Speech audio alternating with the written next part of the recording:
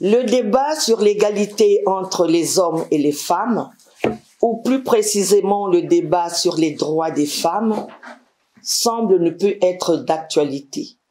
Dépassé, puisque nous sommes dans une société où l'égalité est acquise et que si des différences subsistent, cela relève des choix individuels et il ne faut pas s'y méprendre. Certes, des progrès importants ont été accomplis dans les démocraties avancées. Malgré tout, des situations d'inégalité demeurent et persistent encore, telles des inégalités à l'embauche ou à la rémunération entre les hommes et les femmes, ayant très souvent le même profil professionnel. Les discriminations à l'affectation aux tâches, les harcèlements de tout genre. Les exemples sont légion. Ces inégalités sont générées le plus souvent par des discriminations systémiques et indirectes, voire invisibles.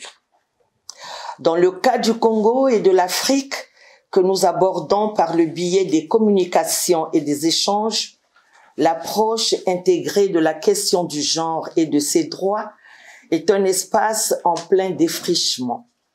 C'est une approche dans une jeune démocratie. Elle est susceptible de conduire à l'élaboration des projets juridiques et à la mise en place des politiques macroéconomiques afin d'apporter des corrections nécessaires au respect des droits de la femme.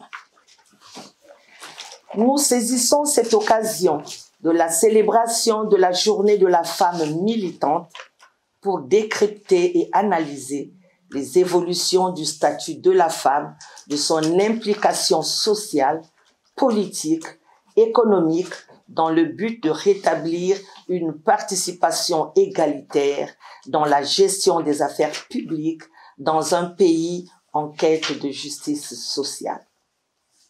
Enfin, dans ce monde complexe qui se dessine et s'adresse à nous, la démocratie serait-elle un facteur déclencheur d'une parfaite parité? Comment l'égalité des droits et des devoirs entre hommes et femmes peut-elle jouer un rôle essentiel dans les jeunes démocraties comme la nôtre?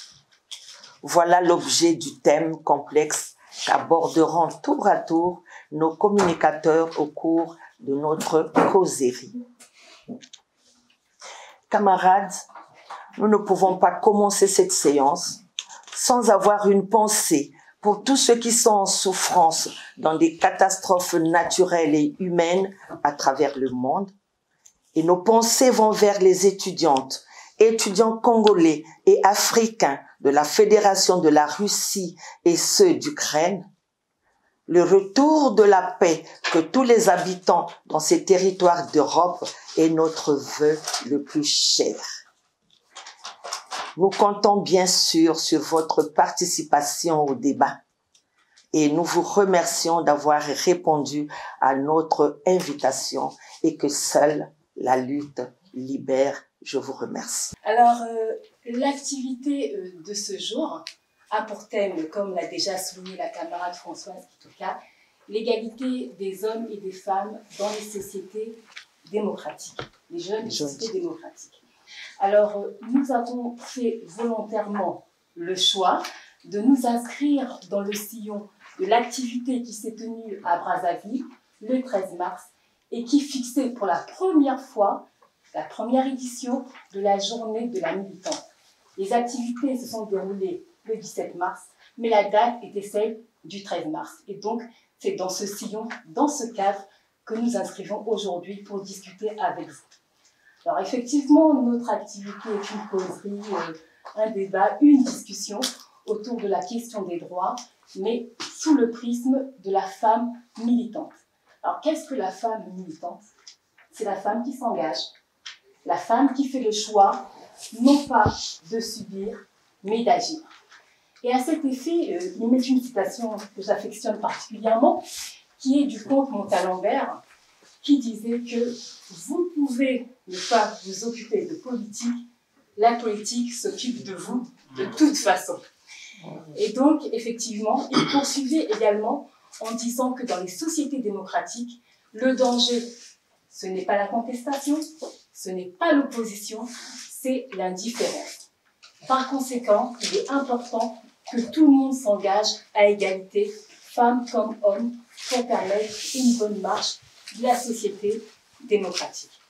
Alors, nous avons fait le choix délibéré de ne pas faire un récit chronologique ou historique sur le combat des femmes, car effectivement, les dates, nous les avons quelque peu. Mais nous avons pensé qu'il était important, au travers d'analyses et de portraits de femmes, de pouvoir apprécier le chemin qui a été parcouru depuis, les progrès qui ont déjà été réalisés. Et donc, nous avons pensé qu'il était beau, au travers de ces portraits de femmes, de montrer ô combien ce combat avait déjà permis de grandes réalisations. Et c'est donc dans cette optique que je vais céder la place à une de nos premières intervenantes qui présente un profil particulièrement inspirant, une femme qui mérite d'être bien plus connue que ce n'est le cas aujourd'hui, qui est donc, je ne le savais pas, mais je l'ai appris, la reine du royaume Téké, une romancière hors pair, qui peut se targuer d'avoir déjà publié une 14aine d'ouvrages, si je ne me trompe, une militante aguerrie. Et donc, voilà, j'ai vraiment l'honneur de présenter la camarade Oko, que je vous demande d'accueillir de la manière la plus chaleureuse. Merci en tout cas, merci. Merci pour la présentation. Merci. L'introduction a déjà tout dit presque. Effectivement, nous devons être, chers camarades, autant je m'adresse aux hommes et aux femmes. Quand j'essaie un peu de regarder, j'étais en train de me dire c'est la journée internationale de la femme, mais les hommes sont présents avec nous. C'est un point positif. Nous devons être effectivement agissants pour ne pas subir l'indifférence. Parce que naturellement, on ne viendra pas nous chercher. Alors, par rapport au thème, ce que je vais dire, c'est que nous, ce que l'on va faire, ce n'est pas essayer d'expliquer les choses en profondeur. Je vais apporter juste quelques éléments, mais tout viendra du débat. Et le débat, ça sera des échanges. Personne n'a la science infuse. Personne n'a des réponses à tout. Mais c'est parce que nous allons mettre en commun nos compétences, nos exigences, nos connaissances, que de là va sortir la vérité que nous recherchons pour que dans un pays qu'on dit jeune démocratie, les femmes puissent prendre leur place. On ne va pas la leur donner. Comment l'égalité des droits et devoirs entre les hommes et les femmes peut-elle jouer un rôle dans les jeunes démocraties? Et avant tout, je voulais d'abord me dire, quels sont les devoirs et quels sont les droits? Est-ce que l'égalité des droits existe? Est-ce que l'égalité des devoirs existe? Quelle égalité des droits entre l'homme et la femme en Afrique? Quel est le poids de la tradition? Et en parlant aussi de la dépendance des femmes. C'est quoi et pourquoi la démocratie? Pourquoi la République doit progresser dans le sens de l'égalité? Comment l'égalité des droits et devoirs entre les hommes et les femmes peut-elle jouer un rôle dans les jeunes démocraties? Alors, je suis allée voir un peu les définitions pour comprendre un peu ce que c'est que le devoir. Je lis une phrase qui m'a interpellée. On me dit, c'est le devoir qui crée le droit. Et ce n'est pas le droit qui crée le devoir. Je veux comprendre. Quand on dit c'est le devoir qui crée le droit, c'est très philosophique. Mais naturellement, en réfléchissant à la base, je me dis naturellement, si j'ai droit à un salaire, c'est parce que j'ai travaillé. Et donc, j'ai fait mon devoir, on m'a payé. Mais vraiment, c'est ça. Ah, mais vraiment, mais il y a des choses de fois simples qu'on ne comprend pas, naturellement. Nous avons aussi le devoir de nous respecter. On dit que les hommes doivent respecter les femmes. Mais j'ai dit aux femmes, non, c'est pas comme ça. Le respect se mérite. Oui, le respect, c'est un devoir. Mais ça se mérite. Les devoirs des citoyens les uns envers les autres sont de nature juridique, on m'a dit, morale, plus le respect de chacun, etc., etc. Nous, les femmes, nous devons nous faire respecter. Nous devons apprendre à nous faire respecter. Aujourd'hui, quand nous parlons de notre parti, il y a des femmes dans le parti aujourd'hui. Nous avons notre OFC, l'Organisation des femmes du Congo. Nous sommes en train d'y travailler et nous travaillons, nous avons des droits au sein du parti. Et aujourd'hui, quelle est la place qu'occupent les femmes dans le parti? Et comment est-ce que le parti utilise les compétences des femmes? Nous allons en parler à la fin pour notre jeune démocratie. Est-ce que l'égalité des droits existe? Par contre, avant d'arriver à l'égalité des droits, est-ce que l'égalité des devoirs existe? Oui. Et pourtant, quand il s'agit de l'égalité des devoirs, j'ai même l'impression de dire que les femmes excellent.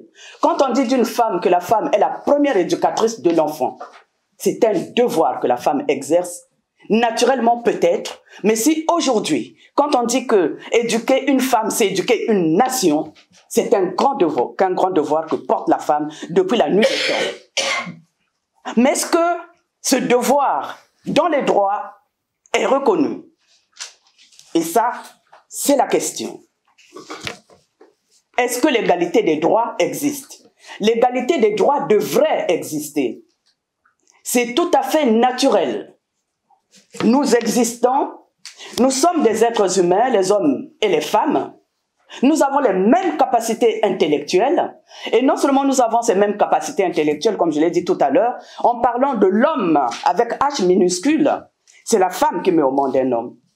C'est la femme qui porte un homme pendant 9 mois, qui l'éduque, qui l'élève, jusqu'à ce que cet homme-là soit ce qu'il est. Mais malheureusement, quand cet homme-là devient adulte, la femme devient la fête des femmes. Je crois que là, la faute ne revient pas aux hommes, la faute revient aux femmes qui n'assument pas, effectivement. Nous n'assumons pas nos responsabilités. J'ai toujours dit, moi, les femmes, nous devons nous regarder dans le miroir. Avant, effectivement, d'aller trouver des causes de là où nous-mêmes nous nous réduisons, il faut que nous nous regardions dans le miroir. Est-ce que les femmes assument complètement leur rôle pour pouvoir exiger leurs droits? L'égalité, on ne va pas nous donner l'égalité. L'égalité, c'est nous qui devons aller chercher cette égalité dans le travail que nous faisons. Donc, comment nous arrivons dans notre travail? Donc, comment nous faisons accompagner naturellement? Oui, la femme porte une lourde responsabilité dans ce qui arrive. Non, l'égalité des droits n'existe pas. Si l'égalité des droits existait dans nos pays, en parlant de notre propre pays, qui est le Congo-Brazzaville, ou alors au sein du parti, on verrait l'émergence des femmes, et non seulement ça, on verrait des femmes au niveau des prises de décisions. Nous n'y sommes pas. Regardons notre assemblée. Nous pouvons prendre l'exemple du Rwanda, qui est notre pays proche en Afrique. Là-bas, il y a plus de 50% de femmes à l'Assemblée. Dans notre Assemblée, il y a combien de femmes? Non, il y a quelque chose qui ne va pas. Et ça, les femmes doivent l'exiger. Nous sommes entre nous. Aujourd'hui, nous parlons de notre parti, qui est le Parti congolais du travail, qui est un ancien parti qui a une expérience dans ce domaine. Il tient au parti de faire le travail de telle sorte que ces femmes qui travaillent, ces femmes qui ont des compétences, ces femmes qui sont auprès aussi, ensemble avec les hommes, j'ai envie de dire, qui sont en train de faire un travail depuis la nuit des temps, ces femmes doivent trouver leur place au sein du parti et aussi utiliser je dis bien, selon leurs compétences. Nous devons mettre les femmes, nous devons mettre les compétences en avant. Il ne signifie pas, je ne dis pas que la femme doit venir pour dire, voilà, je suis une femme, donc il faut que l'homme me laisse la place, ce n'est pas ce que je dis. Je dis, les femmes doivent se mettre au travail, doivent apporter leurs connaissances, doivent apporter leurs compétences et exiger par rapport à ce qu'elles ont, ce qu'elles apportent. Elles ont le droit. À l'Assemblée, naturellement. Et ça sera la première des choses. On me dit ici, l'égalité des droits entre les sexes, en plus d'être un droit humain fondamental, est essentielle à la mise en place des sociétés pacifiques, dotées d'un plein potentiel humain et d'un développement durable. De plus, il a été démontré, on parle de l'autonomisation des femmes, stimule la productivité. Alors, mais on me parle de l'autonomisation des femmes. Entre-temps, j'ai tenu une conférence aussi où on m'a parlé de l'émancipation des femmes. Alors, j'ai dit, il faut qu'on cesse d'infantiliser les femmes. Si la femme africaine en général et la femme congolaise en particulier n'est pas émancipée, cela signifie que l'homme non plus n'est pas émancipé. Nous faisons un chemin ensemble pour qu'il y ait l'équilibre dans la société. La femme a toujours apporté. On ne peut pas dire de cette femme-là qui apporte tout le temps qu'on dise qu'elle n'est pas encore émancipée et donc qu'elle est encore primitive. Non, pas du tout. Cependant, il y a une nuance. L'égalité, oui, mais nous avons l'égalité des sexes. Je ne suis pas féministe. J'ai toujours refusé. Parce que je suis quelqu'un qui pense que la différence existe entre nous. Déjà, cette différence des sexes, c'est une différence. Et j'accepte cette différence, qu'on ait cette différence de sexe.